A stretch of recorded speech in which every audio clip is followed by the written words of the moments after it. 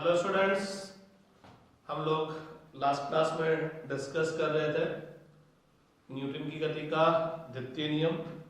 आज अपन बात करेंगे न्यूटन की गति का तृतीय नियम।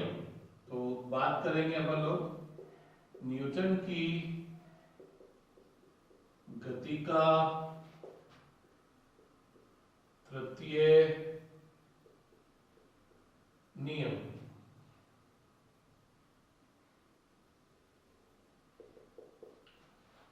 तो न्यूटन की गति का तृतीय नियम, जिसको आप सब जानते हैं, क्या बोला जाता है? क्रिया प्रतिक्रिया का नियम। तो न्यूटन की गति का तृतीय नियम क्या बोलता है? प्रत्येक क्रिया बल की परिमाण में समान किंतु दिशा में विपरीत प्रतिक्रिया बल होते हैं। क्रिया तथा प्रतिक्रिया बल भिन्न भिन्न वस्तुओं पर लगते हैं। तो न्यूटन की गति का तृतीय नियम क्या बोलता है कि प्रत्येक क्रिया के परिमाण में समान किंतु दिशा में विपरीत प्रतिक्रिया होती है। क्रिया तथा प्रतिक्रिया भिन्न भिन्न वस्तुओं पर लगते हैं। तो ध्यान रखिए, यहाँ क्रिया और प्रतिक्रिया से मतलब किससे? बल से। तो हर क्रिया बल का एक प्रतिक्रिया बल होगा जिसका मान क्रिया बल के समान होगा लेकिन दिशा में विपरीत होगा। मोस्ट इंपोर्टेंट थिंग, क्रिया बल तथा प्रतिक्रिया बल अलग अलग वस्तुओं पर लगते हैं। तो गौर फरमाइएगा। और बाप रे, क्या हुआ? मैंने तो बोर्ड को मारा था, फिर मेरे हाथ में क्यों लगा? क्योंकि जैसे मैंने बोर्ड पर मारा, बोर्ड पर बल लगाया, तो मैंने बोर्ड पर बल किधर की तरफ लगाया? अंदर की तरफ। तो जैसे मैंने बोर्ड पर अंदर की तरफ बल लगाया तो बोर्ड बोलेगा, अरे न्यूटन बोल के चला गया। प्रत्येक क्रिया बल की परिमाण में समान किंतु दिशा में विपरीत प्रतिक्रिया बल होंगे। क्रिया और प्रतिक्रिया बल विपरीत वस्तुओं पर क्रिया तथा प्रतिक्रिया बल अलग अलग वस्तुओं पर लगेंगे। अर्थात क्रिया बल लगा है तो उसके प्रतिक्रिया बल भी लगेगा। तो जैसे मैंने इस बोर्ड को मारा तो इस बोर्ड पर एक बल लगाया जिसको मैं क्रिया बल बोल सकता हूं। मैंने बोर्ड पर बल लगाया तो बोर्ड बोलेगा, अरे न्यूटन ने बोला था क्रिया बल की क्या होगी? प्रतिक्रिया बल होगी। परिमाण में समान होगा, दिशा में विपरीत होगा और अलग अलग वस्तुओं पर लगेगा। तो मैंने बोर्ड पर बल लगाया जिसको क्रिया बल बोला और 10 न्यूटन का बल अंदर की तरफ लगाया तो बोर्ड क्या करेगा? मेरे पर एक प्रतिक्रिया बल लगाएगा कितना? 10 न्यूटन का बाहर की तरफ। इस वजह से जब हम किसी वस्तु को मारते हैं तो अपना हाथ वापस आता, अपने को भी चोट लगती है। क्यों? क्योंकि जितना बल इस बोर्ड पर लगा है उतना ही बल मेरे हाथ पर लगा है। परिमाण में समान, दिशा में विपरीत बल, इस पर बल अंदर की तरफ लगा है तो मेरे पर बल किधर की तरफ लगा है? बाहर की तरफ। लेकिन क्रिया प्रतिक्रिया बल में बहुत गलत इंटरप्रिटेशन हो जाता है। क्या बच्चों को लगता है कि क्रिया बल पहले लगता है और प्रतिक्रिया बल बाद में लगता है? नहीं, क्रिया और प्रतिक्रिया बल एक साथ उत्पन्न होते हैं, एक साथ उत्पन्न होते हैं। तो और एक और बात, आप किसी को भी क्रिया और किसी को भी प्रतिक्रिया बल बोल सकते हो। अगर बोर्ड मेरे द्वारा बोर्ड पर लगने वाले बल को क्रिया बल बोला है तो बोर्ड के द्वारा मेरे पर लगने वाले बल को क्या बोलना पड़ेगा? प्रतिक्रिया बल। और अगर बोर्ड के कारण मेरे पे जो लगने वाला बल है इसको क्रिया बल बोला है तो मेरे द्वारा बोर्ड पर लगने वाले बल को क्या बोलना पड़ेगा? प्रतिक्रिया बल बोलना पड़ेगा। तो ऐसा कोई नहीं है कि ये क्रिया बल है ये प्रतिक्रिया बल है, नहीं। अगर एक बल के कारण दूसरा बल उत्पन्न हुआ, दोनों बल एक साथ उत्पन्न हुए तो उनमें हम किसी को भी क्रिया और किसी को भी प्रतिक्रिया बल बोल सकते हैं और दोनों बल एक साथ उत्पन्न होते हैं। ऐसा नहीं कि एक बल पहले उत्पन्न होगा दूसरा बल बाद में होगा। इमीडिएटली दोनों बल एक साथ उत्पन्न होंगे, दोनों बल परिमाण में समान होंगे, दिशा में विपरीत होंगे, अलग अलग वस्तुओं पर लगेंगे। इंपॉर्टेंट बात है, अलग अलग वस्तुओं पर लगेंगे। अर्थात किसी क्रिया बल का प्रतिक्रिया बल उस वस्तु पर नहीं लगेगा। किसी क्रिया बल का प्रतिक्रिया बल उस वस्तु पर नहीं लगेगा। अगर क्रिया बल बोर्ड पर लगा है तो प्रतिक्रिया बल मेरे हाथ पर लगेगा, या क्रिया बल मेरे हाथ पर लगा है तो प्रतिक्रिया बल क्या लगेगा? बोर्ड पर लगेगा। तो इसका मतलब अगर एक बल लगा है तो दूसरा बल भी लगेगा। तो बल हमेशा युग्म के रूप में उत्पन्न होते हैं, बल हमेशा पेयर के रूप में उत्पन्न होते हैं। एकल बल संभव नहीं है कि आप सोचो कि मैंने बोर्ड पर बल लगाया कि एक बल ही लगा, नहीं, अगर ये बल लगा है तो मेरे हाथ पर भी बल लगा है, अर्थात बल हमेशा युग्म के रूप में उत्पन्न होंगे।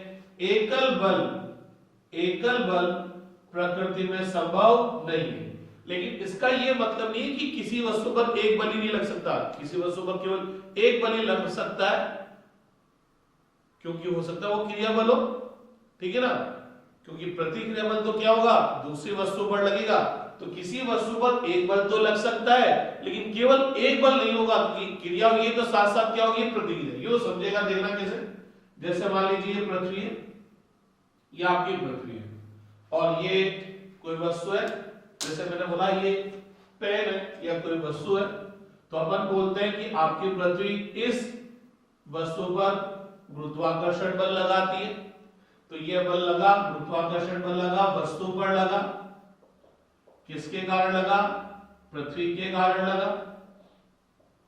तो वस्तु बोलेगी अरे जैसे ही पृथ्वी ने मेरे पे बल लगाया, तो वस्तु क्या करेगी, पृथ्वी पर बल लगाएगी, तो ये बल किस पे लगा, पृथ्वी पर लगा, किसके कारण लगा, वस्तु के कारण लगा, तो इसका मतलब क्या हुआ, अगर एक बल उत्पन्न हुआ है तो साथ साथ दूसरा बल उत्पन्न होगा, अगर इसको क्रिया बल बोलोगे तो ये प्रतिक्रिया बल है, या इसको क्रिया बल बोलोगे तो ये प्रतिक्रिया बल है। पृथ्वी बोलेगी अरे वस्तु ने मेरे पे बल लगाया तो मैं वस्तु पर बल लगाऊंगा, तो ये क्रिया बल है तो ये प्रतिक्रिया बल है, और ये क्रिया है तो ये प्रतिक्रिया। क्रिया बल अगर वस्तु पर लगा है तो प्रतिक्रिया बल किस पर लगा, पृथ्वी पर लगा, और अगर क्रिया बल पृथ्वी पर लगा है तो प्रतिक्रिया बल किस पे लगा, वस्तु पर। किसी को भी क्रिया और किसी को भी प्रतिक्रिया बल बोल सकते हैं, दोनों एक साथ उत्पन्न हो सकते हैं, लेकिन इस क्रिया की अगर क्रिया बल वस्तु पर है तो इस क्रिया बल की प्रतिक्रिया बल वस्तु पर नहीं लगी, इस क्रिया बल की प्रतिक्रिया बल किस पे लगी, पृथ्वी पर। और अगर ये क्रिया बल है तो अगर पृथ्वी पर लगने वाला बल ये क्रिया बल है तो इसकी प्रतिक्रिया पृथ्वी पर नहीं लगी, किस पर लगी, वस्तु पर लगी, तो क्रिया और प्रतिक्रिया बल अलग अलग वस्तुओं पर होंगे।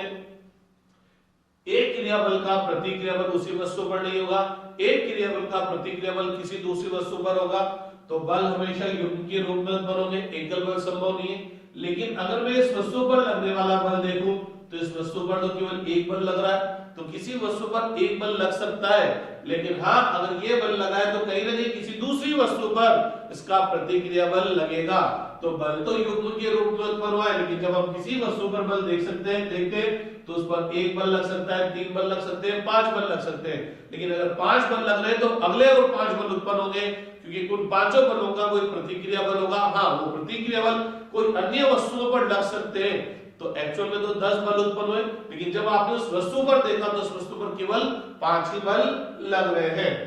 तो भैया लोगों, न्यूटन की गति का तृतीय नियम क्या देता है, बल की नेचर को देता है, बल की प्रकृति को देता है, कि बल का नेचर क्या है। बल का नेचर ये है कि अगर एक बल लगा है तो उसके साथ साथ इमीडिएटली दूसरा बल लगेगा, लेकिन किसी और अन्य वस्तु पर लगेगा, ये बोलो उस वस्तु पर लगेगा जिसके कारण क्रिया बल उत्पन्न हुआ है।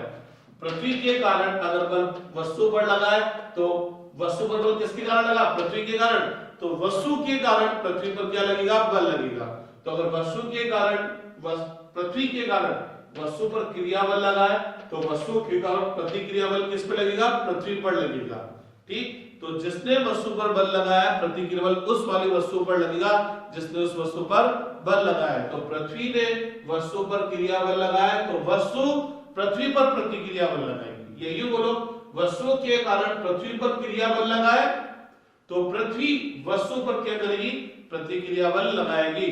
तो इन दोनों बलों में से किसी को भी क्रिया बल और किसी को भी प्रतिक्रिया बल बोल सकते हैं। हाँ, ये क्रिया है तो ये प्रतिक्रिया, और ये क्रिया है तो ये प्रतिक्रिया। अब एक और बात, दोनों बलों का परिमाण समान होगा लेकिन दिशा विपरीत होगी। तो एक बात मेरे को समझ नहीं है क्या, कि जब मैं इस पेन को छोड़ता हूं तो क्या होता है, पृथ्वी इस पेन पर जितना बल लगाती है पेन भी पृथ्वी पर उतना ही बल लगाएगा। मान में वैल्यू परिमाण समान होगा। अगर पृथ्वी के कारण वस्तु पर लगने वाला बल 10 न्यूटन है तो वस्तु के कारण पृथ्वी पर लगने वाला बल भी 10 न्यूटन है। लेकिन मेरे को एक चीज समझ नहीं आती कि ये वस्तु ही क्यों नीचे जाती है, पृथ्वी पर क्यों नहीं आती, जबकि वस्तु के कारण पृथ्वी पर बल भी कितना है, 10 न्यूटन है। तो दोनों बल, पृथ्वी, वस्तु और पृथ्वी दोनों पर बल समान लग रहे हैं, तो फिर ये वस्तु ही नीचे जाती हुई क्यों दिखती है, पृथ्वी ऊपर आती हुई क्यों नहीं दिखती। तो सिंपल सी बात है, बल का मान समान है वस्तु पर और पृथ्वी पर लगने वाले बल का परिमाण समान है, लेकिन वस्तु का द्रव्यमान कम है, वस्तु का द्रव्यमान कम है तो जड़त्व कम है, जड़त्व कम है तो वेग में परिवर्तन का विरोध भी कम करेगी और वस्तु का वेग तेजी से बदलता जाएगा और जब नीचे जाएगी बल की दिशा में जाएगी तो तेजी से बढ़ता जाएगा। वस्तु जितना बल वस्तु पर लगा उतना ही बल पृथ्वी पर लगा, लेकिन पृथ्वी का द्रव्यमान क्या है, बहुत बहुत ज्यादा है। पृथ्वी का द्रव्यमान बहुत बहुत ज्यादा है तो पृथ्वी का जड़त्व भी बहुत बहुत ज्यादा होगा। पृथ्वी का जड़त्व बहुत बहुत ज्यादा होगा तो पृथ्वी के वेग में परिवर्तन क्या होगा, बहुत बहुत कम होगा।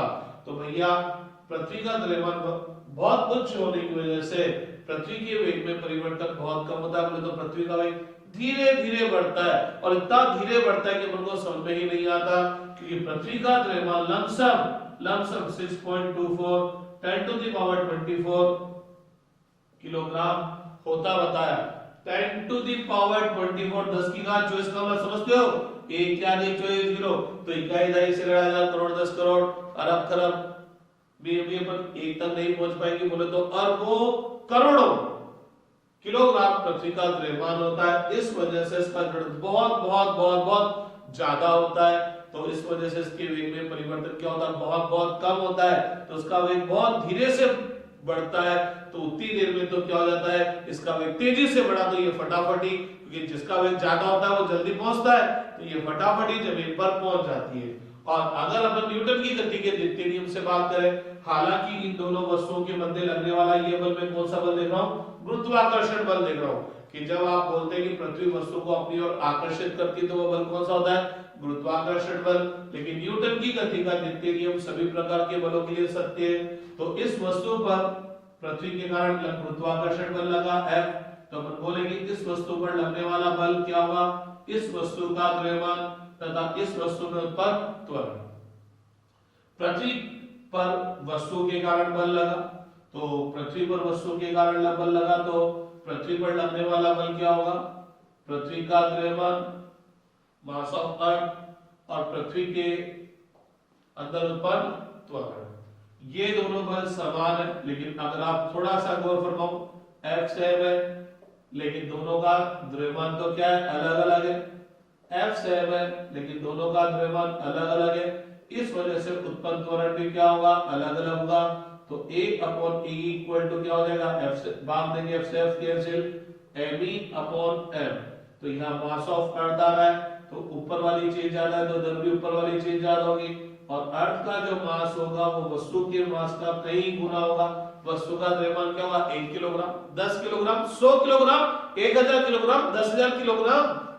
अरे 10000 किलोग्राम में भी 10 की घात 4 ही आती है, यहाँ तो 10 की घात क्या है, 24 है, 24। तो पृथ्वी का द्रव्यमान वस्तु के द्रव्यमान की तुलना में बहुत बहुत ज्यादा होगा। तो वस्तु के अंदर उत्पन्न त्वरण पृथ्वी के अंदर उत्पन्न त्वरण से बहुत बहुत ज्यादा होगा। त्वरण बोले तो वेग में परिवर्तन की दर, तो वस्तु का वेग पृथ्वी के वेग की तुलना में तेजी से बदलेगा, और यही वजह है कि वस्तु का वेग इतनी तेजी से बदलता है कि हमको वस्तु ही नीचे जाती हुई दिखती है, पृथ्वी ऊपर आती हुई नहीं दिखती है। तो भैया लोगों, ऐसा नहीं है कि जब वस्तु पृथ्वी ने वस्तु को अपनी ओर आकर्षित किया, पृथ्वी ने वस्तु को अपनी ओर आकर्षित किया, तो ऐसा नहीं है कि वस्तु ने पृथ्वी को अपनी ओर आकर्षित नहीं किया है। पृथ्वी ने वस्तु पर जितना बल लगाया है, वस्तु ने भी पृथ्वी पर उतना ही बल लगाया है, लेकिन वस्तु का द्रव्यमान पृथ्वी के द्रव्यमान की तुलना में बहुत अल्प है, बहुत कम है, इसलिए वस्तु के वेग में परिवर्तन पृथ्वी के वेग में परिवर्तन की तुलना में बहुत तेजी से होगा, और इसी वजह से हमको वस्तु नीचे जाती हुई लगती है और पृथ्वी पर आती हुई नहीं दिखती है। तो भैया लोगों, क्रिया और प्रतिक्रिया का नियम, न्यूटन की गति का द्वितीय नियम क्या बोलता है कि प्रत्येक क्रिया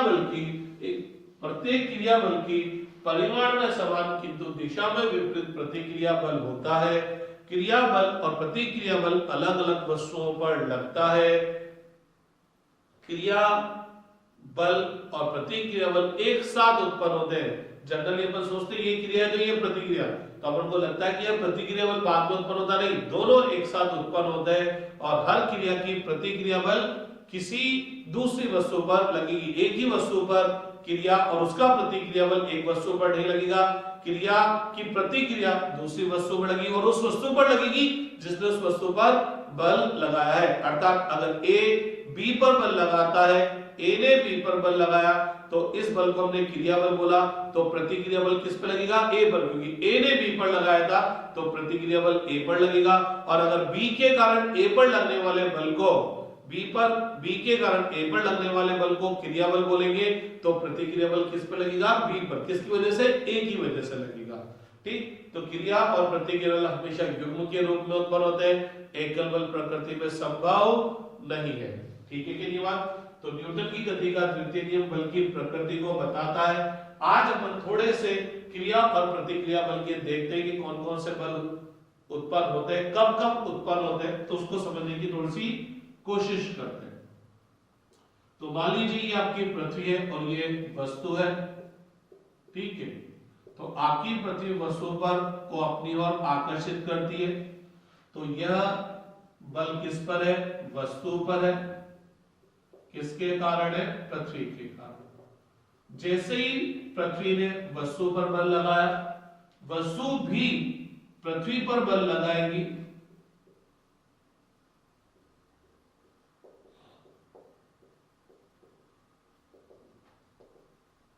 तो ये बल लगा तो साथ में ये बल उत्पन्न हुआ। या यूं बोल सकता हूं, वस्तु ने पृथ्वी को अपनी ओर आकर्षित किया तो पृथ्वी भी वस्तु को अपनी ओर आकर्षित करेगी। तो ये क्रिया है तो ये प्रतिक्रिया, और ये क्रिया है तो ये प्रतिक्रिया। ऐसा कोई दोष नहीं कि ये क्रिया और ये प्रतिक्रिया होगी। किसी को भी क्रिया बल और किसी को भी प्रतिक्रिया बल मान सकते हैं, क्योंकि दोनों एक साथ उत्पन्न होते हैं। लेकिन हाँ, क्रिया बल अगर वस्तु पर है तो प्रतिक्रिया बल पृथ्वी पर, और क्रिया बल पृथ्वी पर है तो प्रतिक्रिया बल वस्तु पर। अलग अलग पे लगी। हाँ, अब एक और बात ध्यान रखिएगा, ये दोनों बल एक साथ तो उत्पन्न हुए, लेकिन अगर मैं वस्तु पर लगने वाला बल बोलूं कि वस्तु पर कितना बल लगा, तो मेरे को पृथ्वी पर लगने वाले बल से कोई लेना देना नहीं है। तो मैं बोलूंगा वस्तु पर केवल एक ही बल लगा, क्योंकि इसका जो प्रतिक्रिया बल आया वो तो किस पर लगा है? पृथ्वी पर लगा है। तो वस्तु पर तो केवल एक ही बल लगा। तो आगे जाकर आपको पर्टिकुलर किसी वस्तु पर बल देखना है तो आपको इस बल का प्रतिक्रिया बल देखने की आवश्यकता नहीं, क्योंकि वो प्रतिक्रिया बल तो अन्य वस्तु पर लगा है। यह बल कौन सा बल है? गुरुत्वाकर्षण। ठीक है। इसी तरह से मान लीजिए धरातल है, फर्श है। इस फर्श पर क्या है? एक वस्तु रखिए। इस फर्श पर एक वस्तु रखिए तो क्या होगा? क्या होगा? आपकी पृथ्वी, ये धरातल पृथ्वी की सतह पर, आपकी पृथ्वी इस वस्तु पर क्या करेगी? गुरुत्वाकर्षण बल लगाएगी। गुरुत्वाकर्षण बल लगाएगी, जिसको हम M×G बोलते हैं। गुरुत्वाकर्षण बल लगाएगी, क्योंकि पृथ्वी के कारण उत्पन्न त्वरण गुरुत्वीय त्वरण कहलाता है। तो भैया लोग, आपकी पृथ्वी इस वस्तु पर गुरुत्वाकर्षण बल नीचे की तरफ लगाएगी। जैसे इस गुरुत्वाकर्षण बल के कारण वस्तु नीचे जाने की कोशिश करेगी, जमीन पर जाने की कोशिश करेगी, तो यह वस्तु इस धरातल पर एक बल लगाएगी, जिसको अपन बोलेंगे अभिलंब प्रतिक्रिया बल। क्योंकि गुरुत्वीय बल के कारण जैसे वस्तु नीचे जाने की कोशिश करेगी, यह सतह को क्या करेगी? धरातल वाली सतह को क्या करेगी? दबाएगी। जैसे ये धरातल वाली सतह को दबाएगी तो यह बल किस पे लगा? धरातल पर लगा। किसके कारण लगा? वस्तु के कारण लगा। तो धरातल बोलेगा अरे वस्तु ने मेरे पे बल लगाया, तो भी मैं वस्तु पर बल लगाऊंगा। तो धरातल भी वस्तु पर बल लगाएगा। किधर लगाएगा? दिशा में विपरीत। वस्तु ने धरातल को किधर दबाया? नीचे की तरफ दबाया। तो धरातल वस्तु पर बल किधर लगाएगा? ऊपर की तरफ लगाएगा। तो ये वस्तु पर बल लगेगा। किसकी वजह से? धरातल की वजह से लगेगा। किसकी वजह से लगेगा? धरातल के कारण लगेगा। परिमाण में समान होंगे, दिशा में विपरीत। एक बल लग रहा है धरातल पर और एक बल लग रहा है वस्तु पर। तो यह जो बल है, यह बल कब आएगा?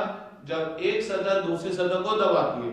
अब आप बोलेंगे सर, हम जब किसी सतह को, किसी वस्तु को रखते हैं तो हमको लगता ही नहीं है कि ये वस्तु धरातल को दबा रही है। तो आप ऐसा कीजिए, धरातल पर एक फोम का गद्दा रख दीजिए या रुई का गद्दा रख दीजिए। अब आप उस पर खड़े हो जाइए। आपने एक फोम का गद्दा रखा, अब आप धरातल पर ये फोम का गद्दा रख दिया, अब आप उस पर खड़े हो जाइए, क्या होगा, यहां से फोम का गद्दा थोड़ा सा नीचे दब जाएगा। वो दबा क्यों दबा? क्योंकि आप पर गुरुत्वीय बल लगा। तो गुरुत्वीय बल लगने की वजह से आप जैसे ही नीचे जाना चाहेंगे, आपका पांव क्या करेगा, इस गद्दे को नीचे की तरफ दबाएगा। तो गद्दा जब आपको नीचे की तरफ दबाएगा, आप गद्दे को जब नीचे की तरफ दबाएंगे तो गद्दा भी आपको ऊपर की तरफ दबाएगा। क्या होता है, जब धरातल ठोस होता है तो दबता हुआ नहीं दिखता, क्योंकि वो ठोस है तो उसमें जो ये बल लगा, इस वजह से ये दबी हुई सतह नहीं दिखती। लेकिन गद्दे में आपको ये दबी हुई सतह आसानी से दिख जाएगी। तो इसका मतलब सतह चाहे सॉफ्ट हो चाहे कठोर हो, बल तो लगेगा ही लगेगा। कठोर होगी तो दबा हुआ नहीं दिखेगा, और सॉफ्ट होगी तो वो आसानी से दबा हुआ दिख जाएगा। तो इसका मतलब जब भी आपकी ये वस्तु इस धरातल को नीचे की तरफ दबाएगी, नीचे की तरफ क्यों दबाया, क्योंकि वस्तु नीचे की तरफ जाना चाहिए। क्यों जाना चाहिए, क्योंकि वस्तु पर पृथ्वी के कारण गुरुत्वाकर्षण बल किधर लग रहा है, नीचे की तरफ। अगर पृथ्वी वस्तु पर गुरुत्वाकर्षण बल नहीं लगाती तो ये नीचे जाने की कोशिश नहीं करता। ये नीचे जाने की कोशिश नहीं करता तो यह वस्तु इस पर कोई बल भी नहीं लगाती, क्योंकि जब ये नीचे जाने की कोशिश ही नहीं करेगा तो ये दबाएगा ही नहीं, और जब दबाएगा ही नहीं तो वस्तु इस पर कोई बल नहीं लगाएगी। अर्थात यह अभिलंब प्रतिक्रिया बल केवल तब उत्पन्न होता है जब वस्तु एक दूसरे को दबाती है, प्रेस करती है। अगर संपर्कित वस्तुएं एक दूसरे को नहीं दबाएंगी तो यह बल नहीं लगेगा। तो एक और खास बात क्या है, अभिलंब प्रतिक्रिया बल कौन सा बल है, संपर्क बल। क्योंकि कोई भी सतह दूसरी सतह को तभी दबाएगी, कोई भी वस्तु दूसरी वस्तु को तभी दबाएगी जब वो एक दूसरे को टच करेगी, अर्थात ये संपर्कित बल। ये अभिलंब प्रतिक्रिया बल क्या है, संपर्कित बल है। और ये संपर्कित होने का मतलब ये नहीं कि ये बल लगेगा, जब संपर्कित वस्तुएं एक दूसरे को दबाएगी। मैंने आपको बोला अगर ये गुरुत्वाकर्षण बल नहीं होता, मान लो यहाँ गुरुत्वाकर्षण बल नहीं है, ये वस्तु सतह पर रखिए, गुरुत्वाकर्षण बल नहीं है तो ये नीचे जाने की कोशिश नहीं करेगी, और जब ये नीचे जाने की कोशिश नहीं करेगी तो ये सतह को नहीं दबाएगी। अगर आप ऐसी जगह चल जाए जहां गुरुत्वाकर्षण क्षेत्र नहीं है, आप गद्दे पर खड़े होंगे तो गद्दा दबेगा नहीं।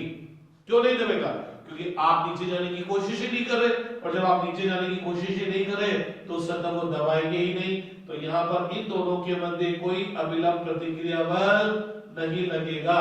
तो अभिलंब प्रतिक्रिया बल लगने के लिए वस्तुएं संपर्कित होनी चाहिए और वस्तु एक दूसरे को दबानी चाहिए। और एक और खास बात, यह अभिलंब प्रतिक्रिया बल हमेशा संपर्क सतह के लंबवत लगता है।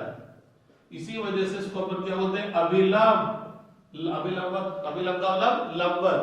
तो यह बल हमेशा संपर्क सतह के लंबवत लगेगा।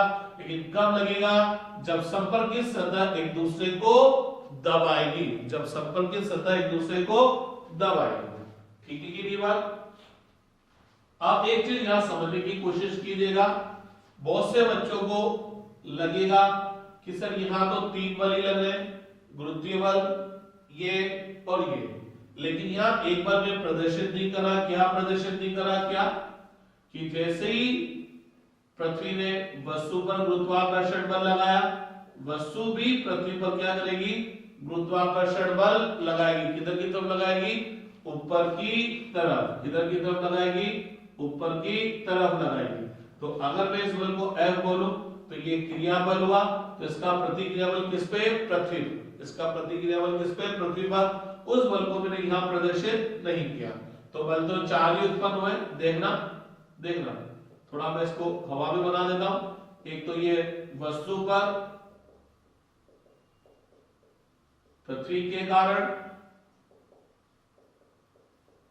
ठीक है, कौन सा बल है, गुरुत्वीय बल, ठीक है। तो पृथ्वी ने वस्तु पर गुरुत्वाकर्षण बल लगाया, तो वस्तु भी पृथ्वी पर गुरुत्वाकर्षण बल लगाएगी। पृथ्वी पर वस्तु के कारण।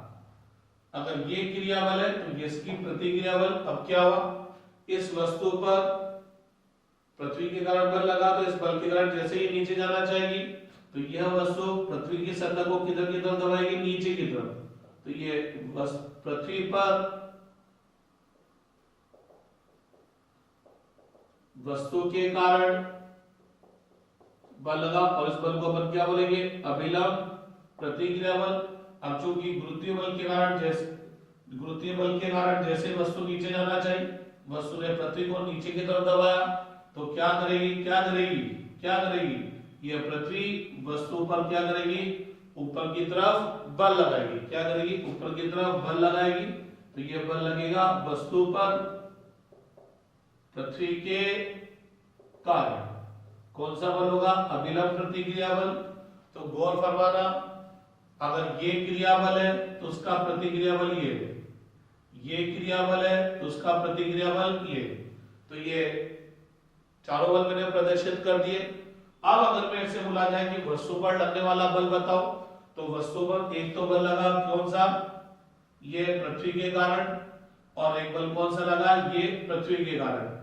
बहुत से बार बच्चों को लगता है अरे ये दोनों बल दिशा में विपरीत है तो ये क्रिया प्रतिक्रिया बल है। नहीं, यह बल किस पर लग रहा है, वस्तु पर। यह बल भी किस पर लग रहा है, वस्तु पर। तो क्रिया और प्रतिक्रिया बल, एक ही क्रिया बल का प्रतिक्रिया बल उस वस्तु पर नहीं लगेगा। अगर क्रिया बल इसको बोला है तो इसका प्रतिक्रिया बल वस्तु पर, इसको क्रिया बल बोला है तो इसका प्रतिक्रिया बल पृथ्वी पर है। ठीक है कि नहीं बात बेस। इस गुरुत्वीय बल को क्रिया बल बोला है तो इसका प्रतिक्रिया बल पृथ्वी पर है, और इस वस्तु के कारण पृथ्वी पर क्रिया बल बोला है तो इसका प्रतिक्रिया बल किस पर है, वस्तु पर। ये दोनों क्रिया प्रतिक्रिया बल है, ये दोनों क्रिया प्रतिक्रिया बल है, ये दोनों क्रिया प्रतिक्रिया बल नहीं। इसका प्रतिक्रिया बल ये, इसका प्रतिक्रिया बल ये। यह बल वस्तु पर है तो प्रतिक्रिया बल पृथ्वी पर है, यह बल वस्तु पर है तो प्रतिक्रिया बल पृथ्वी पर है। ठीक है। हाँ, अगर मैं वस्तु पर लगने वाले बलों को देखूं तो वस्तु पर लगने वाले बलों को देखूं तो यह बल किस पर लग रहा है, पृथ्वी पर, इससे कोई लेना देना नहीं। यह बल भी किस पर लग रहा है, पृथ्वी पर, इससे कोई लेना देना नहीं। तो वस्तु पर केवल दो ही बल लगे, एक तो कौन सा लगा, गुरुत्वीय बल लगा, और एक कौन सा लगा, अभिलंब प्रतिक्रिया बल। अभिलंब प्रतिक्रिया बल। और यही वजह है कि क्या होता है कि जब हम किसी वस्तु को छोड़ते हैं तो वो नीचे चल जाती है। किसी वस्तु को जब हम सतह के पर रखते हैं, टेबल पर रख देते हैं, वो अभी नीचे नहीं जा रही। क्यों नहीं जा रही, ये नीचे इसलिए नीचे नहीं जा रही। इसका ये मतलब मत निकालना कि गुरुत्वीय बल नहीं लग रहा। अभी भी ये रजिस्टर मेरे हाथ पे रखा हुआ है तो इस पर अभी भी गुरुत्वीय बल लग रहा है, इस पर अभी भी गुरुत्वीय बल लग रहा है। लेकिन क्या हुआ, जैसे ही नीचे जाना चाहेगी ये मेरे हाथ को नीचे की तरफ दबाएगी तो ये क्या करेगा, मेरे हाथ पर बल लगाएगा, किधर की तरफ, नीचे की तरफ। तो मेरा हाथ क्या करेगा, इस पर ऊपर की तरफ बल लगाएगा। तो इस रजिस्टर पर दो बल लगे, एक तो पृथ्वी के कारण गुरुत्वीय बल और एक मेरे हाथ के कारण अभिलंब प्रतिक्रिया बल। और यही अभिलंब प्रतिक्रिया बल क्या कर लेता है, इस गुरुत्वीय बल को क्या कर लेता है, संतुलित कर लेता है। तो फिर समझने की कोशिश कीजिएगा, जैसा मैंने थोड़ी देर पहले बनाया था। ये आपकी पृथ्वी है, ये वस्तु है। मैं जानबूझ के थोड़ा सा ऊपर बना रहा हूं ताकि आपको बल आसानी से दिखाई दे। तो वस्तु ने क्या करा, पृथ्वी ने क्या करा, इस वस्तु को अपनी ओर आकर्षित किया। तो ये वस्तु पर बल लगा, किसके कारण लगा, पृथ्वी के कारण लगा। इस बल को अपन कौन सा बोलते हैं, गुरुत्वाकर्षण बल। तो जैसे ही पृथ्वी ने वस्तु पर बल लगाया तो वस्तु भी पृथ्वी पर क्या करेगी, बल लगाएगी। तो यह बल लगा पृथ्वी पर, वस्तु के कारण कौन सा बल, गुरुत्वाकर्षण बल। अब मैं वस्तु पर लगने वाला बल देखो तो वस्तु पर एक ही बल लग रहा है, ये वाला बल तो पृथ्वी पर लग रहा है। इस बल के कारण जैसे ये नीचे जाएगी, ये धरातल को, इसके संपर्क किस सतह को नीचे की तरफ दबाएगी। तो यह वस्तु इस धरातल को नीचे की तरफ दबाएगी। तो यह धरातल पृथ्वी है, तो यह पृथ्वी पर बल लगा, वस्तु के कारण कौन सा बल लगा, अभिलंब प्रतिक्रिया बल। अभिलंब प्रतिक्रिया बल लगा। तो जैसे ही वस्तु पृथ्वी की सतह को दबाएगी तो पृथ्वी नहीं छोड़ेगी, तो पृथ्वी क्या करेगी, वस्तु पर बल लगाएगी।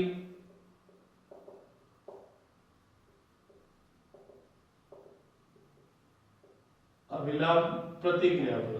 तो इस क्रिया की ये प्रतिक्रिया, इस क्रिया की ये प्रतिक्रिया, बोले तो ये दोनों क्रिया प्रतिक्रिया बल, ये दोनों क्रिया प्रतिक्रिया बल, ये दोनों बल अलग अलग वस्तुओं पर लग रहे हैं, ये दोनों भी अलग अलग वस्तुओं पर लग रहे हैं। लेकिन अगर मैं वस्तु पर लगने वाला बल देखूं, तो वस्तु पर लगने वाला बल देखूं तो वस्तु पर कौन कौन सा बल लगा, एक तो ये लगा कौन सा, पृथ्वी के कारण। क्या ये बल वस्तु पर है, नहीं। क्या ये वाला बल वस्तु पर है कि नहीं, ये वाला बल वस्तु पर है। तो वस्तु पर केवल दो ही बल लगे, एक तो लगा पृथ्वी के कारण गुरुत्वाकर्षण बल, और एक लगा पृथ्वी के कारण अभिलंब प्रतिक्रिया बल।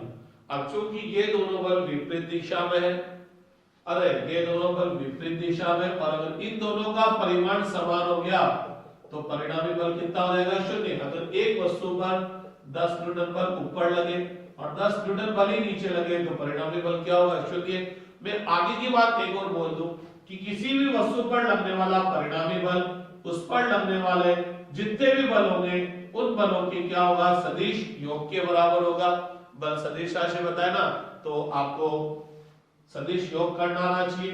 तो आपने देखा कि जब हम इस वस्तु को, रजिस्टर को हाथ में रखते थे, ये नीचे नहीं गया था, नीचे नहीं गया, इसका परिणामी बल शून्य है। और परिणामी बल शून्य होने का मतलब क्या है, क्या है, यह गुरुत्वाकर्षण बल, पृथ्वी के कारण वस्तु पर लगने वाला गुरुत्वाकर्षण बल इस वस्तु पर संपर्कित सतह के कारण अभिलंब प्रतिक्रिया बल के परिमाण में समान दिशा में विपरीत है।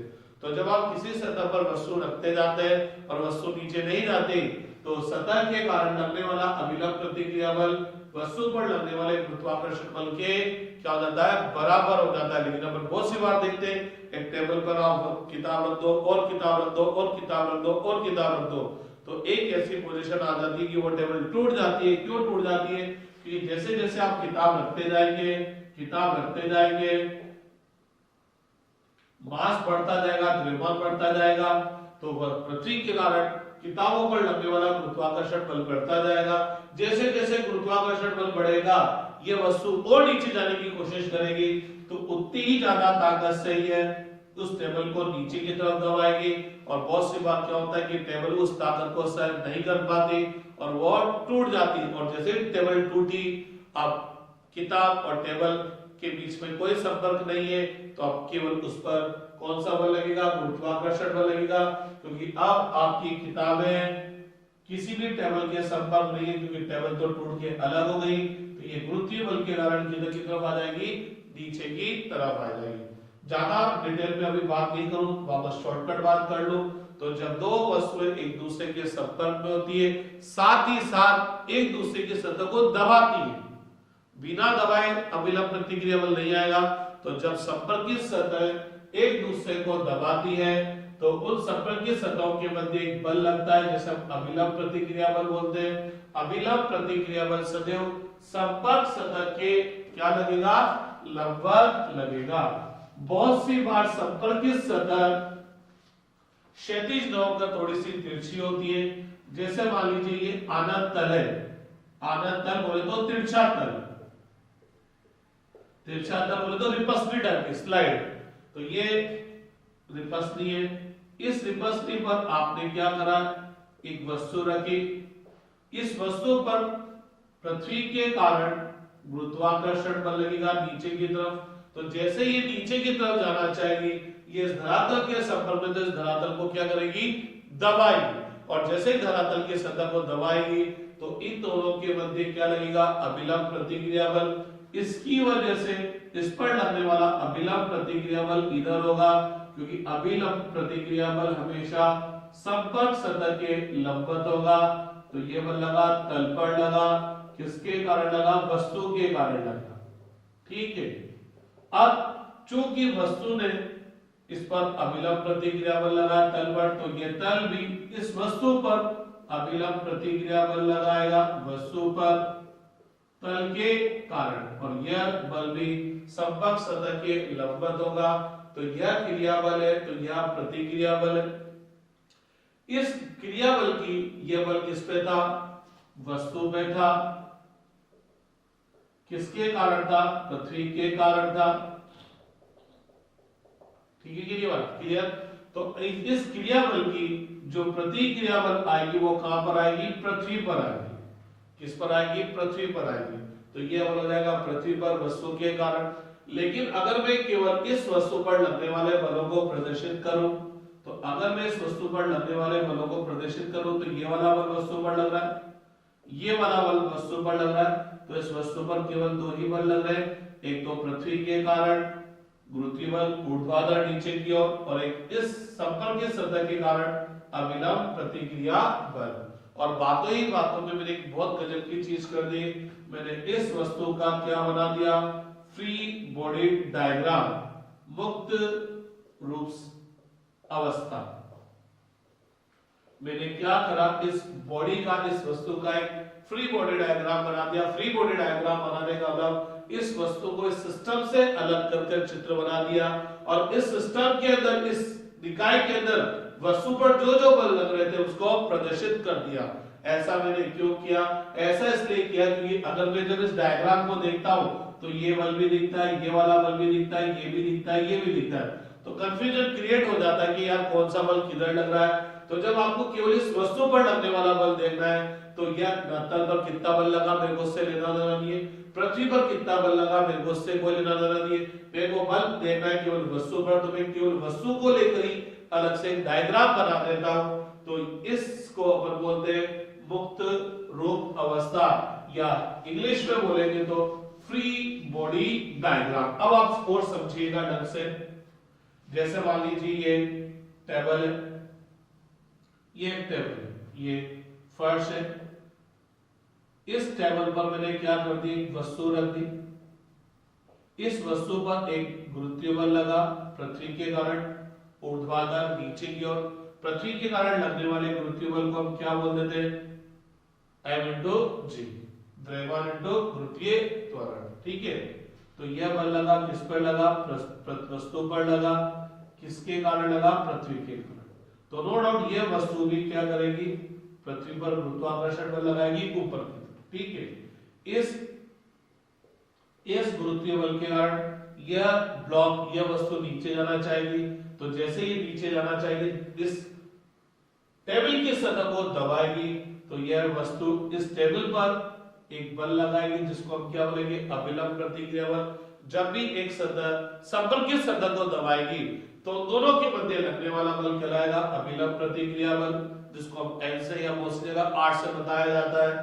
ठीक है, यह बल हमेशा संपर्कित सतह के क्या लगेगा? लंबवत लगेगा। तो यह बल किस पे लगा? टेबल पर लगा। किसके कारण लगा? वस्तु के कारण लगा। क्यों लगा? यह बल क्यों लगा? क्योंकि यह वस्तु नीचे जानी चाह रही है, क्योंकि गुरुत्वीय बल लग रहा है। तो गुरुत्वीय बल की वजह से जैसे ही नीचे जाना चाहेगी यह टेबल की सतह को दबाएगी। मैं फिर बोलूंगा, अगर गुरुत्वीय बल नहीं लगता, आप ऐसे जगह पर आ गए जो गुरुत्वाकर्षण क्षेत्र विहीन है, यह बल नहीं लगता, तो यह वस्तु, यह ब्लॉक नीचे नहीं जाता और नीचे जाने की कोशिश नहीं करता, तो यह सतह को दबाता ही नहीं, तो यह बल भी नहीं लगता।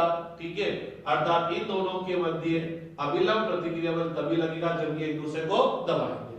अब जैसे ही इस गुरुत्वीय बल के कारण इस ब्लॉक को नीचे जाने की कोशिश की, तो इस ब्लॉक ने इस टेबल पर एक बल लगाया, अभिलंब प्रतिक्रिया बल। जैसे ही ब्लॉक ने टेबल पर बल लगाया, टेबल ब्लॉक को नहीं छोड़ेगी, तो टेबल भी क्या करेगी? ब्लॉक पर बल लगाएगी। इधर की तरफ लगाएगी, ब्लॉक बोलो या वस्तु बोल दो, वस्तु पर बल लगाएगी। किधर की तरफ? ऊपर की तरफ। तो अब अगर मैं इस वस्तु का फ्री बॉडी डायग्राम बनाने की कोशिश करूं, मुक्त रूप से अवस्था में बनाने की कोशिश करूं, तो मैं क्या करूंगा? इस बॉडी को इस सिस्टम से अलग कर दूंगा और मैं बोलूंगा ये सिस्टम में केवल एक ही वस्तु है, और इस चित्र के अंदर मैं क्या करूंगा? इस सिस्टम के अंदर वस्तु पर जो जो भी बल लग रहे थे वो यहां पर प्रदर्शित कर दूंगा। तो यह बल वस्तु पर लग रहा है, क्या यह बल वस्तु पर लग रहा था? नहीं, ये वाला बल वस्तु पर लग रहा है। तो मैंने क्या कर दिया? इस सिस्टम ने वस्तु पर जो जो बल लग रहे थे उनको प्रदर्शित कर दिया। मीन्स इस वस्तु को इस सिस्टम से हटाकर एक अलग दोबारा बना लिया और यहाँ पर जो जो भी बल वस्तु पर लग रहे थे वो सब बल यहाँ पर प्रदर्शित कर दिए, ताकि इन बलों का जो इफेक्ट यहाँ पर आने वाला है वो इफेक्ट यहाँ पर आ जाएगा, क्योंकि इस सिस्टम की वजह से जो जो बल लगे थे वो अपन ने यहाँ पर प्रदर्शित कर दी। इससे फायदा क्या है? इससे फायदा केवल ये कि अपने को केवल एक ही वस्तु दिख रही है और उसमें केवल उस पर लगने वाले बल दिख रहे हैं। यहाँ मेरे को वस्तु भी दिख रही थी, टेबल भी दिख रही थी, जमीन भी दिख रही थी और टेबल पर लगने वाले बल भी दिख रहे थे, लेकिन यहाँ मेरे को अब क्लियर हो गया कि हाँ भैया ये एक वस्तु है, उस पर केवल ये बल लग रहे हैं।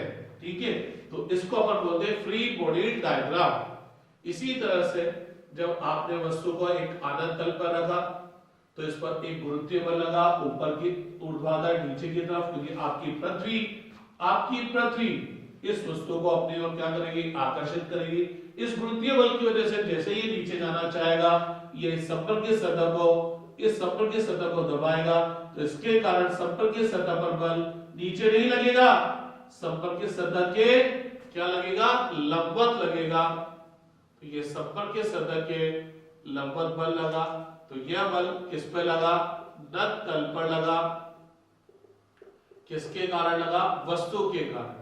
तो जैसे इस नत तल तिरछे तल आनत तल पर बल लगा वस्तु के कारण, ये तल बोलेगा अरे वस्तु ने मेरे को दबाया, तो मैं भी वस्तु को दबाऊंगा, लेकिन किधर की तरफ? ऊपर की तरफ। तो ये वस्तु पर बल लगा, किसके कारण लगा? आनत तल या नत तल के कारण लगा। ठीक है, तो अगर ये क्रिया हुई है तो ये इसकी प्रतिक्रिया, और ये क्रिया हुई है, ये क्रिया बल किसके कारण लगा? वस्तु पर। किसके कारण लगा? वस्तु पर लगा। किसके कारण लगा? पृथ्वी के कारण लगा। तो इसकी प्रतिक्रिया बल कहां पर होगी? पृथ्वी पर होगी। किसके कारण होगी? वस्तु के कारण। ठीक, उस बल को मैंने प्रदर्शित नहीं किया, लेकिन अगर मैं इसका केवल फ्री बॉडी डायग्राम बनाऊं तो फ्री बॉडी डायग्राम में केवल ये वस्तु आएगी, इस पर एक बल लगा किधर? mg नीचे, और एक बल लगा अभिलंब प्रतिक्रिया बल। ये लगा पृथ्वी के कारण, ये लगा नत्तल के कारण। तो मेरे को जब वस्तु पर लगने वाला बल देखना है तो मेरे को अन्य वस्तुओं पर लगने वाले, अन्य चीजों पर लगने वाले बल से कोई लेना देना नहीं है। मेरे को इस पर बल देखना है तो मेरे को नत्तल पर क्या बल लग रहा है उससे मतलब नहीं है, पृथ्वी पर क्या बल लग रहा है उससे मतलब नहीं है। मेरे को तो मतलब बल किससे है? केवल इस वस्तु पर लगने वाले बल से। तो अपन उसका क्या करेंगे? अलग से चित्र बना देंगे जिसको अपन बोलेंगे फ्री बॉडी डायग्राम। बोले तो बॉडी को इस सिस्टम से फ्री करके बना दिया, लेकिन सिस्टम से फ्री करने का ये मतलब नहीं कि हम बल प्रदर्शित नहीं करेंगे, क्योंकि हम इसको स्टडी करने के लिए इसका नया चित्र बना रहे हैं, तो आपको बल तो वही देखने पड़ेंगे जो सिस्टम में लग रहे हैं। ठीक है, तो जब भी दो सतह एक दूसरे को दबाएगी तो उन संपर्क के सतहों के मध्य क्या लगेगा? एक अभिलंब प्रतिक्रिया बल लगेगा। अभिलंब प्रतिक्रिया बल हमेशा संपर्क सतह के लंबवत लगेगा, लेकिन कब लगेगा? जब सतह एक दूसरे को दबाएगी। सतह एक दूसरे को दबाएगी। इसी तरह से एक सिंपल सा देखते हैं। मान लीजिए ये एक दीवार है, ऊर्ध्वाधर दीवार है, और ये वस्तु है। ये वस्तु रखी है मैंने यहां पर, ये दीवार है, ये धरातल है, और यहां पर मैंने ये एक ब्लॉक रख दिया। मेरे को आप बताएंगे कि इस ब्लॉक पर धरातल व दीवार के कारण लगने वाले अभिलंब प्रतिक्रिया बल की दिशा बताइए। अभिलंब प्रतिक्रिया बल की दिशा बताइए। तो गौर फरमाना, ये ब्लॉक है, इस ब्लॉक पर एक गुरुत्वीय बल लगेगा किधर की तरफ? ऊर्ध्वाधर नीचे की तरफ, क्योंकि पृथ्वी इसको नीचे की तरफ खींचेगी। इस गुरुत्वीय बल की वजह से जैसे ये नीचे जाना चाहेगा, यह इस धरातल पर बल लगाएगा किधर की तरफ? नीचे की तरफ, क्योंकि यह ब्लॉक नीचे जाने की कोशिश करेगा तो धरातल को दबाएगा, तो धरातल पर अभिलंब प्रतिक्रिया बल लगेगा। किधर की तरफ, नीचे की तरफ। तो यह धरातल इस ब्लॉक पर अभिलंब प्रतिक्रिया बल किधर लगाएगा, ऊपर की तरफ। लेकिन क्या यह धरातल, क्या यह ब्लॉक इस दीवार को दबा रहा है क्या? क्यों? क्योंकि ये इधर जाने की कोशिश कर रहा है क्या? नहीं, क्योंकि ये तो आराम से पड़ा हुआ है यहां पर। यह ब्लॉक इधर जाने की कोशिश नहीं कर रहा। क्यों नहीं कर रहा? क्योंकि कोई बल इधर लग ही नहीं रहा। नीचे जाने की कोशिश क्यों कर रहा है? गुरुत्वीय बल की वजह से। अगर गुरुत्वीय बल क्यों नहीं लगता, मैं बार बार बोल रहा हूं, गुरुत्वीय बल नहीं लगता तो ये नीचे जाने की कोशिश नहीं करता, और नीचे जाने की कोशिश नहीं करता तो ये समतल की सतह को दबाता भी नहीं, तो ये अभिलंब प्रतिक्रिया बल लगते भी नहीं। अरे जब ये दबाता ही नहीं तो ये भी नहीं दबाता इसको। तो गौर फरमाना, आपका ब्लॉक केवल ऊर्ध्वाधर नीचे की तरफ जाने की कोशिश कर रहा है, ये इधर जाने की कोशिश नहीं कर रहा है। तो इस दीवार की वजह से इस पर कोई अभिलंब प्रतिक्रिया बल नहीं लगेगा। इस दीवार की वजह से इस पर कोई अभिलंब प्रतिक्रिया बल नहीं लगेगा, अर्थात इस पर केवल दो ही बल लगेंगे, एक तो पृथ्वी के कारण गुरुत्वीय बल और एक इस सतह के कारण अभिलंब प्रतिक्रिया बल। तो अगर मैं इसका ब्लॉक डायग्राम बनाऊंगा तो इसके ब्लॉक डायग्राम में केवल ये दो बल प्रदर्शित होंगे। इसी तरह से ये आप बनाते जाइएगा, वक्त आपके आएंगे। इसी तरह से अगर मैं क्या करता, आपकी बार वापस ये ब्लॉक लेता, ये ब्लॉक मैंने लिया, ये दीवार है, ठीक है। अब की बार मैं क्या करता, इधर से एक फोर्स लगाता, इधर से एक फोर्स लगाता, तो क्या होगा आपकी बार, क्या होगा देखना, इस पर एक गुरुत्वीय बल तो लगेगा ही लगेगा, mg, ठीक है। इस गुरुत्वीय बल की वजह से जैसे ही नीचे जाना चाहेगा, ये धरातल पर एक बल लगाएगा, अभिलंब प्रतिक्रिया बल ऊर्ध्वाधर नीचे की ओर, ये धरातल पर है ब्लॉक के कारण। तो धरातल क्या करेगा, इस पर एक अभिलंब प्रतिक्रिया बल ऊपर की तरफ लगाएगा ब्लॉक पर धरातल के कारण। अब की बार क्या हुआ, ये एक और बल लग रहा है, आपने क्या करा, एक और बल लगा दिया। इस बल की वजह से जैसे ही इधर जाने की कोशिश करेगा तो ये क्या करेगा, इस बल की वजह से जैसे इधर जाने की कोशिश करेगा ये इस दीवार को टक्कर मारेगा, दबाएगा, तो इस दीवार पर एक अभिलंब प्रतिक्रिया बल लगेगा ब्लॉक की वजह से। ये क्यों लगा रहा है, क्योंकि इस बल की वजह से इसको इधर जाने की चलना पड़ रहा है, तो ये जैसे इधर चलना चाहेगा दीवार के लिए तो बढ़ेगा, तो बोले तो दीवार पर बल लगाएगा, तो दीवार भी क्या करेगी, इस पर बल लगाएगी, ब्लॉक पर लगाएगी। किसकी वजह से लगा, दीवार की वजह से लगा। तो अब अगर मैं इसका फ्री बॉडी डायग्राम बनाऊंगा, तो इसका फ्री बॉडी डायग्राम बनाऊंगा, तो इसके फ्री बॉडी डायग्राम में मैं क्या करूंगा, केवल इस पर लगने वाले बल बताऊंगा।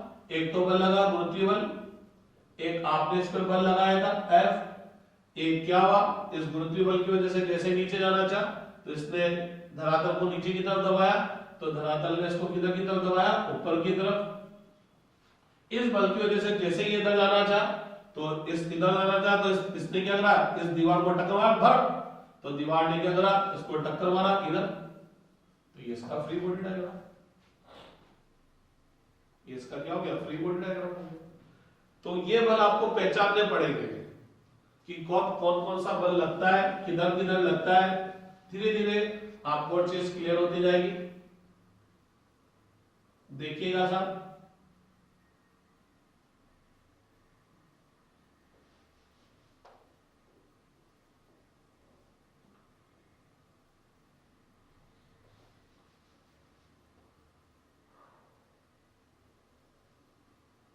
ये एक गोलाकार वस्तु है,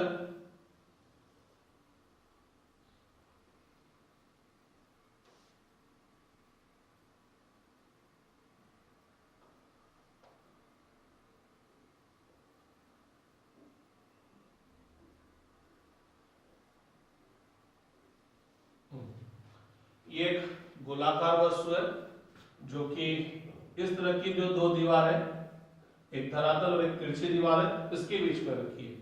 अब आपको क्या करना है, इस गोलाकार वस्तु पर बल बताने कौन कौन से बल लगेंगे। तो इस गोलाकार वस्तु पर एक तो कौन सा लगेगा, गुरुत्वीय बल ऊर्ध्वाधर नीचे की तरफ, इस बल की वजह से जैसे ही नीचे जाना चाहेगा, इस बल की वजह से जैसे ही नीचे जाना जाएगा, ये धरातल पर बल लगाएगा किधर की तरफ, नीचे की तरफ। तो धरातल की वजह से इस पर बल किधर की तरफ लगेगा, ऊपर की तरफ। ठीक है, लेकिन क्या यह वस्तु इस धरातल को, इस दीवार को दबाने की कोशिश करेगी क्या, इसको तोड़ के इधर जाने की कोशिश करेगी क्या, नहीं। तो इसकी वजह से इस पर कोई बल नहीं लगेगा, अर्थात इस पर केवल दो ही बल लगेंगे, एक तो गुरुत्वीय बल और एक धरातल के कारण अभिलंब प्रतिक्रिया बल। लेकिन तो इसका अगर अपन फ्री बॉडी डायग्राम बना दें तो सिंपल सा बनेगा, एक तो ये mg हो गया और एक ये अभिलंब प्रतिक्रिया बल N1 से मैंने इसको प्रदर्शित किया। लेकिन अगर मैं इस पर एक और बल लगाता, अब इस पर इस दिशा में बल लगाता, तो जैसे इस बल के कारण ये इधर जाता, तो इधर जाते ही इस दीवार को ये क्या करता, टक्कर मारता। तो इस दीवार पर टक्कर मारता तो इस दीवार पर अभिलंब प्रतिक्रिया बल लगता। तो यह दीवार क्या करती, इस पर भी अभिलंब प्रतिक्रिया बल लगाती। अभिलंब प्रतिक्रिया बल हमेशा संपर्क सतह के लंबवत लगेगा, संपर्क सतह के कहां लगेगा, लंबवत लगेगा। तो भैया लोगों यह गोलाकार वस्तु है, तो गोलाकार वस्तु के जो किसी भी बिंदु पर लंबवत रेखा क्या होती है, जो इस गोलाकार वस्तु के कहां से गुजरती हो, कहां से गुजरती हो, केंद्र से। तो इस के कारण इस पर अभिलंब प्रतिक्रिया बल N2 इधर लगा, तो इस दीवार के कारण इस पर अभिलंब प्रतिक्रिया बल N2 इधर लगेगा और यह बल की क्रिया रेखा कहां से गुजरेगी, कहां से गुजरेगी, इसके केंद्र से, क्योंकि शायद वृत्त पड़ा होगा, वृत्त के किसी बिंदु पर लंबवत रेखा खींचनी होती है तो अपन उस पर स्पर्श रेखा खींचते हैं और उस पर फिर लंब डालते हैं। तो ये लंबवत रेखा कहां से गुजरती है, उसके केंद्र से। या यूं बोलो, वृत्त के किसी भी बिंदु पर अगर आपको लंबवत रेखा खींचनी है तो अपन खटाखट क्या बोलते थे, त्रिज्या खींच दो, क्योंकि ये जो लाइन होगी वह इस स्पर्श रेखा की क्या होती है, लंबवत होती है। तो ध्यान रहे, अभिलंब प्रतिक्रिया बल हमेशा संपर्क सतह के लंबवत रहेगा। तो गोलाकार सतह की लंबवत रेखा कौन सी होगी, हमेशा त्रिज्या। इस पर एक और गुरुत्वीय बल लगेगा mg, यह सतह को नीचे दबाएगा तो सतह इसको ऊपर की तरफ दबाएगी। तो अब अगर मैं इसका फ्री बॉडी डायग्राम बनाऊंगा तो एक बल तो लगा ये F2, ये mg और N1 तो लगे रहते पहले भी, और एक और बल लगा, इसकी वजह से अभिलंब प्रतिक्रिया बल N2। ठीक है, ये बात क्लियर।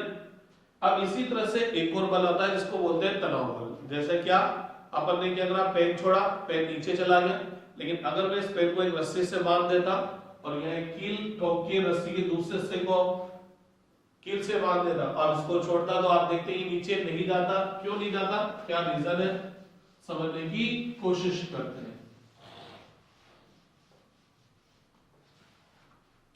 तो जब अपन किसी रस्सी से कोई वस्तु बांध देते हैं तो होता क्या है, इस वस्तु पर एक गुरुत्वाकर्षण बल लगा, किधर की तरफ, नीचे की तरफ। इस गुरुत्वाकर्षण बल के कारण जैसे ही नीचे की तरफ नीचे जाना चाहेगी तो इस वस्तु के जो ये अणु है, ये जैसे नीचे जाना चाहेगी तो इस वस्तु के जो अणु होंगे वो रस्सी के अणुओं को अपनी ओर क्या करेंगे, आकर्षित करेंगे। बोले तो इस गुरुत्वीय बल के कारण जैसे ही नीचे जाना चाहेगी तो यह ब्लॉक इस रस्सी पर क्या करेगा, एक बल लगाएगा जिसको हम बोलेंगे तनाव बल। तो यह तनाव बल किस पर है, रस्सी पर। रस्सी तन जाती है ना, इसलिए इसको तनाव बल बोलते हैं। रस्सी पर है, किसके कारण है, वस्तु के कारण है। ठीक है, तो जैसे ही क्योंकि वस्तु इस रस्सी से बंधी हुई है तो गुरुत्वीय बल के कारण जैसे वस्तु नीचे जाना चाहेगी, वस्तु के अणु रस्सी के अणु को अपनी ओर आकर्षित करेंगे। तो जैसे ही वस्तु के अणु रस्सी के अणु को अपनी ओर आकर्षित करेंगे, रस्सी पर एक बल उत्पन्न हो जाएगा जिसको हम तनाव बल बोलेंगे। तो रस्सी बोलेगी, अरे वस्तु ने मेरे पे बल लगाया तो मैं भी वस्तु पर क्या करूंगी, बल लगाऊंगी। तो ये बल होगा वस्तु पर, किसकी वजह से, रस्सी की वजह से। ठीक है, तो अब अगर मैं वस्तु पर लगने वाले बल देखूं तो वस्तु पर केवल दो ही बल लग रहे हैं, एक तो लग रहा है गुरुत्वीय बल और एक लग रहा है रस्सी के कारण तनाव बल। और अगर ये तनाव बल इस गुरुत्वीय बल के बराबर हो गया तो ये वस्तु लटकी हुई रहेगी। और बहुत सी बार हम देखते हैं कि ये तनाव बल वस्तु के बराबर, वस्तु पर लगने वाले गुरुत्वीय बल के बराबर नहीं होता, गुरुत्वीय बल का मान ज्यादा होता है, तो ये रस्सी क्या हो जाती है, टूट जाती है और वस्तु धड़ाम से नीचे आ जाती है। जैसे वस्तु रस्सी टूट गई तो ये तनाव बल तो खत्म और वस्तु कहां आ जाएगी, नीचे आ जाएगी। तो जब भी वह रस्सी खींचेगी, रस्सी तनेगी, तो रस्सी के अंदर क्या उत्पन्न हो जाता है, एक तनाव बल उत्पन्न हो जाता है। तो जब भी रस्सी खींचेगी, रस्सी के अंदर क्या उत्पन्न हो जाएगा, तनाव बल उत्पन्न हो जाएगा। अब हम अपने लेवल पर ये मान के चलते हैं कि ये रस्सी द्रव्यमानहीन है, तो इस रस्सी की पूरी जगह पर तनाव क्या रहेगा, सेम रहेगा। कैसे सेम रहेगा, उसको थोड़ा सा और समझने की कोशिश करते हैं। तो मान लीजिए रस्सी है, रस्सी का मैंने ये टुकड़ा लिया, ये टुकड़ा मैंने रस्सी का लिया, ठीक है। इस टुकड़े पर मान लीजिए एक तनाव बल लग रहा है T, तो यह रस्सी का ये टुकड़ा क्या करेगा, ऊपर वाली रस्सी के अणु को अपनी ओर क्या करेगा, आकर्षित करेगा। तो ऊपर वाले अणु को अपनी आकर्षित करेगा, तो इस टुकड़े के कारण ऊपर वाले भाग पर एक तनाव बल लगा T1, तो ये ऊपर वाला भाग क्या करेगा, इस वाले भाग को अपनी ओर खींचेगा T1, ठीक है। अगर मैं इसका फ्री बॉडी डायग्राम बना दूं तो ये T लगा, ये T1 लगा, और मान लीजिए ये विरामावस्था में, तो परिणामी बल शून्य है, परिणामी बल शून्य, तो T1 बराबर क्या हो गया, T हो गया, ठीक है। अर्थात इस बाकी के वाले भाग पर भी जो तनाव बल आया वो इस वाले भाग के तनाव के बराबर आया। अब अगर अपन एक और भाग ले लें, ये वाला भाग ले लिया, तो इस वाले भाग पर इसकी वजह से तनाव बल कितना लग रहा था, T1 लग रहा था। इस T1 की वजह से ये जैसे ही नीचे जाने की कोशिश करेगा, ये रस्सी के ऊपर वाले भाग को अपनी ओर आकर्षित करेगा। माना कि इसके कारण ऊपर वाले भाग पर बल कितना लगा, T2, तो ऊपर वाला भाग इस वाले भाग पर एक और बल लगाएगा T2। तो इस वाले भाग पर मैं बात करूं तो एक बल तो लगा T1 जो कि नीचे वाले भाग के कारण लग रहा है, और इस पर एक ऊपर वाले भाग के कारण बल लगा T2 ऊपर की तरफ। तो इसका फ्री बॉडी डायग्राम बनाऊंगा तो T2 ऊपर और T1 नीचे, ठीक है। चूंकि ये विराम अवस्था में है तो T2 बराबर T1 और T1 बराबर क्या है, T, अर्थात पूरी रस्सी में तनाव बल क्या चलेगा, सेम चलेगा। तो रस्सी अगर द्रव्यमानहीन है तो तनाव बल पूरी रस्सी पर क्या रहेगा, सेम रहेगा। लेकिन ध्यान रखे रस्सी में तनाव तभी उत्पन्न होगा जब रस्सी क्या होगी, खींची हुई होगी। तो अब आप जब सिस्टम देखेंगे तो उन सिस्टम में आपको पहचानना पड़ेगा कौन कौन सा बल किस किस दिशा में लगेगा और किस किस वस्तु के कारण लगेगा। आप इनमें से एक बल पहचानना भूल जाएंगे तो क्वेश्चन क्या हो जाएगा, गलत हो जाएगा। इस चैप्टर में तो हम जो मेनली बल देखेंगे वो गुरुत्वाकर्षण बल देखेंगे, अभिलंब प्रतिक्रिया बल देखेंगे, तनाव बल देखेंगे, ज्यादा से ज्यादा घर्षण बल देखेंगे। लेकिन जैसे जैसे आप फिजिक्स में आगे बढ़ते जाएंगे और भी बहुत सारे बल आते जाएंगे, तो जब आप पूरी फिजिक्स पढ़ लेंगे तो हो सकता है एक ही सिस्टम के अंदर, एक ही बॉडी के अंदर विद्युत बल भी लग रहा हो, चुंबकीय बल भी लग रहा हो, घर्षण बल भी लग रहा हो, गुरुत्वीय बल भी लग रहा हो। तो वहां पर आपको पहचानना पड़ेगा कौन सा बल लग रहा है, किस वस्तु की वजह से लग रहा है और किस दिशा में लग रहा है। क्योंकि अगर अपन ने तो उसका फ्री बॉडी डायग्राम बनाया और उस पर लगने वाले सारे बल सही ढंग से प्रदर्शित नहीं किए तो आप जब क्वेश्चन सोल्व करोगे तो गलत हो जाएगा। क्यों? क्योंकि किसी भी वस्तु पर लगने वाला परिणामी बल उस पर लगने वाले सभी बलों के सदिश योग के बराबर होगा। तो अगर आप इन बलों में से एक बल भी चूक गए तो परिणामी बल का आंसर गलत आ गया, परिणामी बल का आंसर गलत आते ही पूरा क्वेश्चन क्या हो जाएगा, गलत हो जाएगा। तो यहाँ आपको पहचानना पड़ेगा, क्वेश्चन में नहीं बोलेगा कि कौन सा बल लग रहा है, किधर लग रहा है, ये सिस्टम देख के आपको पहचानना पड़ेगा कि कब कौन सा बल लगता है और किधर की तरफ लगता है। अगर आप ये नहीं पहचान पाए तो आप क्वेश्चन सॉल्व नहीं कर पाएंगे। ठीक है, तो चलो आज क्लास के लिए इतना ही है। ये बल थोड़ा ढंग से पहचानना सीखो और फ्री बॉडी डायग्राम बनाना सीखो। जैसे अगर मैं इस वस्तु का फ्री बॉडी डायग्राम बनाता तो मैं इस वस्तु को क्या कर देता है, सिस्टम से अलग कर देता और बोलता इस पर एक बल लगा पृथ्वी के कारण और एक बल लगा इस पर रस्सी के कारण। इस वाले बल से को कोई निरोधन नहीं है, क्योंकि जब मैं इस वस्तु का फ्री बॉडी डायग्राम बना रहा हूं तो मेरा मतलब केवल किससे, वस्तु पर लगने वाले बल से किसी और पर कितना बल लगे उससे मेरे को लेना देना नहीं है। तो वस्तु पर केवल दो ही बल लग रहे हैं, एक तो mg पृथ्वी के कारण और एक रस्सी के कारण तनाव बल T। ठीक है, फिर अपन गति के नियमों पर बहस न्यूमेरिकल सोल्व करेंगे। तो आपको मेरी आज की क्लास और ज्यादा समझ में आएगी। अभी तो हो सकता है कुछ कुछ बातें नहीं, बहुत सारी बातें आपके बाउंसर चली गई होगी, लेकिन जब अपन क्वेश्चन और प्रैक्टिस करेंगे तब आपको आज की क्लास की इंपॉर्टेंस पता लगेगी। ठीक है साहब, तो आज की क्लास के लिए बहुत है, फिर नेक्स्ट क्लास आगे स्टार्ट करते हैं। Thank you.